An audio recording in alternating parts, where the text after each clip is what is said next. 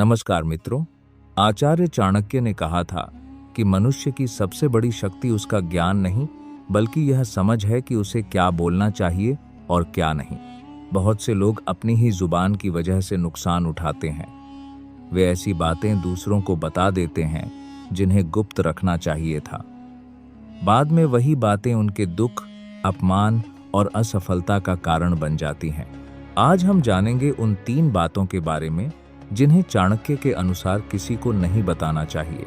लेकिन ध्यान रहे, तीसरी बात सबसे महत्वपूर्ण है।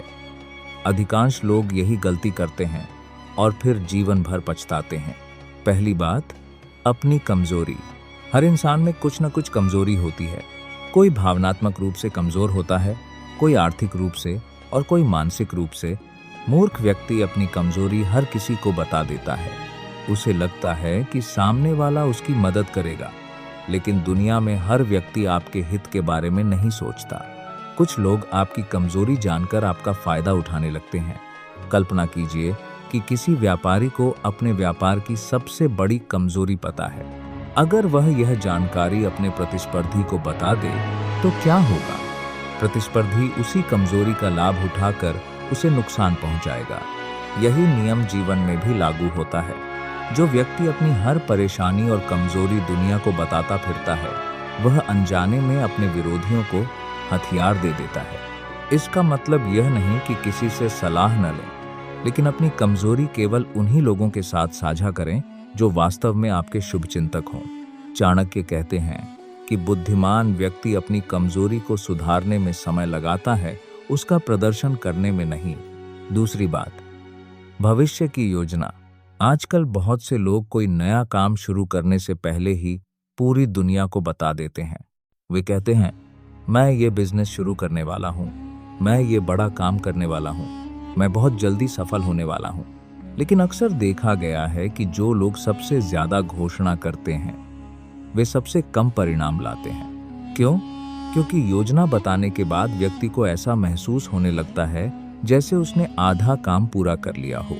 उसकी ऊर्जा धीरे धीरे कम होने लगती है। दूसरी ओर, कुछ लोग आपकी योजना सुनकर उसका मजाक उड़ाते हैं। कुछ लोग आपको हतोत्साहित करते हैं और कुछ लोग आपके विचार को कॉपी भी कर सकते हैं। इसलिए चाणक्य कहते हैं कि अपने कार्यों को अपने परिणामों से बोलने दो। जब तक लक्ष्य प्राप्त न हो जाए तब तक अनावश्यक रूप से अपनी योजनाओं का प्रचार मत करो। शेर जंगल में यह घोषणा नहीं करता कि वह शिकार करने जा रहा है। वह चुपचाप तैयारी करता है और फिर परिणाम सबको दिखाई देता है। यही बुद्धिमानी है। तीसरी बात, अपना अपमान।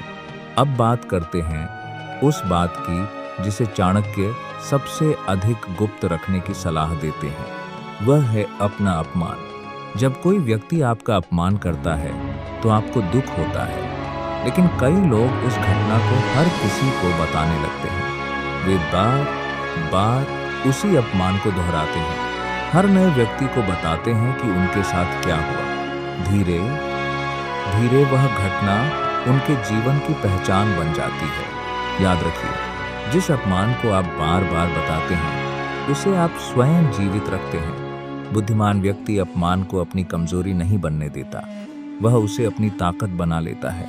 वह दुनिया को अपने घाव नहीं दिखाता, वह दुनिया को अपनी सफलता दिखाता है। इतिहास में अनेक ऐसे लोग हुए जिन्हें शुरुआत में अपमानित किया गया, उनका मजाक उड़ाया गया, उन्हें असफल कहा गया, लेकिन उन्होंने शिकायत करने के बजाय खुद को बेहतर बनाने पर ध्यान दिया। समय बीता और वही लोग सफलता के शिखर पर पहुंच गए। उनकी सफलता ने उनके अपमान का उत्तर दे दिया। चाणक्य कहते हैं कि अपमान का सबसे अच्छा बदला क्रोध नहीं बल्कि सफलता है।